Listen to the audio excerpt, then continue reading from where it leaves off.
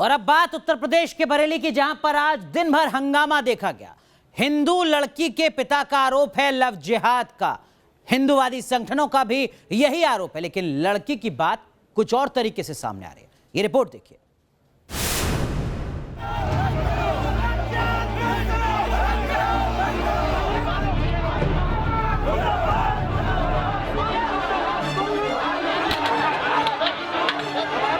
बिलाल से अपनी मर्जी से शादी करी है। पैसों की लालच में ये लोग इसकी हत्या ना कर दें।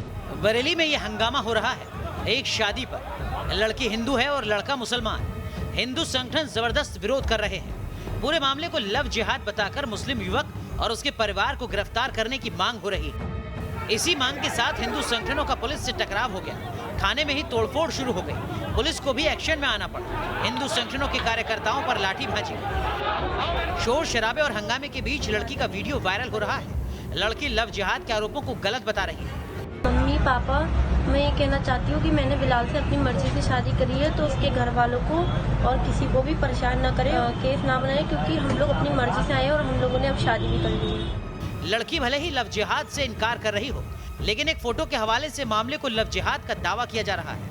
ये बिलाल की तस्वीर है जिससे हिंदू लड़की ने शादी की है। तस्वीर में बिलाल तिलक लगाए हुए हैं। तस्वीर में सभी लड़के तिलक लगाए हुए हैं। लड़की के पिता भी मामले में लव जिहाद का आरोप लगा रहे हैं। वो लड़का टीका उका लगाता था, उसके साथ में जो और भी मुस्लिम लड़के हैं वो भी सब पंडित बन के रहते थे। जो लव जिहाद वाला मामला चल रहा है हिंदुस्तान के अंदर, उसको अपनाते हुए इन लोगों ने मेरी लड़की को फंसाकर और बहला फुसलाकर अपने साथ ले गए हैं, जिसमें मेरी लड़की अपने साथ में 8 लाख रुपए और 3 तोले की एक चैन भी लेके गई है। मुझे आशंका यह है कि पैसों की लालच में ये लोग इसकी हत्या ना कर दें, क्योंकि मुझे भी इसका बात को पता लगा कि ये लड़का मुस्लिम है। पूरे मामले में बरेली पुलिस भी दबाव में है। हंगामे और लाठीचार्ज के बाद थाने के चौकी इंचार्ज को लाइन हाजिर किया गया है। साथ ही साथ 2 थानों के चौकी इंचार्ज समेत 2 सिपाहियों को भी निलंबित किया गया। पुलिस का कहना है कि लड़की की तलाश कर उसका बयान कोर्ट में दर्ज करवाया जाएगा। बरेली से मनोज कुमार के साथ टीम न्यूज़ नेशन। और अब बात अमेरिकी स्पेस एजेंसी नासा की, जिसने नया रिकॉर्ड बनाया है। नासा के स्पेसक्राफ्ट ने इतिहास रचते हुए एस्टेरॉइड पर लैंडिंग की है।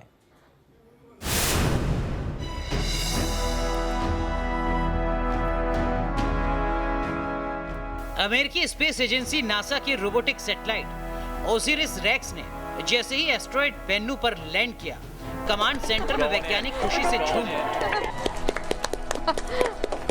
Touchdown declared. नासा की कामयाबी के साथ ही अमेरिका किसी एस्टेरॉइड से सैंपल लेने वाला जापान के बाद दूसरा देश बन गया है। अब अगले हफ्ते इस बात का पता चलेगा कि इस टचडाउन के दौरान क्राफ्ट ने बेन्नू से कितना सैंपल हासिल किया है। स्पेस क्राफ्ट ओसिरिस रेक्स ने एस्टेरॉइड से सैंपल लेने के लिए 4 साल तक 20 करोड़ मील की अंतरिक्ष यात्रा की थी। ओसिरिस रेक्स सैंपल के साथ साल 2023 में लौटेगा।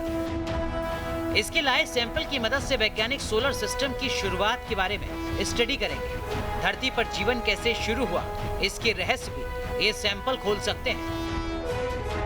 T news nation. और अब खबर फ्रांस की, जहां कार्टून को लेकर फिर से बवाल मचा है। यहां एक टीचर की हत्या कर दी जाती है। इसके खिलाफ अब भारी आक्रोश है।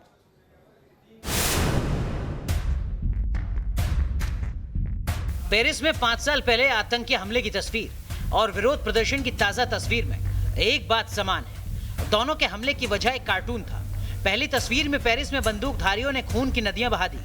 दूसरी तस्वीर में लोग एक टीचर की हत्या के खिलाफ सड़क पर उतरे हैं।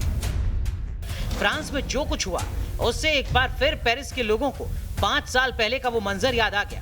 5 साल पहले अपनी उदारता और अभिव्यक्ति की आजादी पर नाज करने वाले शहर को आतंकियों ने कभी न भरने वाला जख्म दिया था। फिर फ्रांस में वही आक्रोश नजर आ रहा है जो 5 साल पहले दिखाई दिया था। 2015 में हुए हमले में 130 लोगों की मौत हो गई थी। इस बार फिर एक टीचर की मौत हुई, लेकिन इसका जख्म बहुत गहरा है। फ्रांस में एक टीचर की हत्या के जरिए फिर इसके उदार समाज को चुनौती दी गई है। मारे गए टीचर का नाम सैमुअल पैटी है। बड़ी बेरहमी से टीचर की हत्या की गई। फ्रांस के नागरिकों को खौफ का संदेश देने के लिए उनका सिर धड़ से अलग कर दिया गया। टीचर सैमुअल पैटी अभिव्यक्ति की आजादी के पैरोकार थे। सैमुअल पैटी ने विवादित कार्टून को छात्रों को दिखाया था। टीचर का हत्यारा एक चेचन मूल का नागरिक है। पुलिस कार्रवाई में हत्या का आरोपी मारा जा चुका है। पुलिस ने मामले में 1 दर्जन से ज्यादा लोगों को गिरफ्तार किया है। विवादित कार्टून की वजह से 2015 में पेरिस हमला हुआ था। 2 महीने पहले ही पेरिस में चार्ली हेब्डो ऑफिस के बाहर कार्टून को लेकर 2 लोगों पर हमला हुआ। अब टीचर की हत्या की गई है। पूरे फ्रांस में इसको लेकर गुस्सा है। फ्रांस की संसद में टीचर को श्रद्धांजलि दी गई। Team news nation.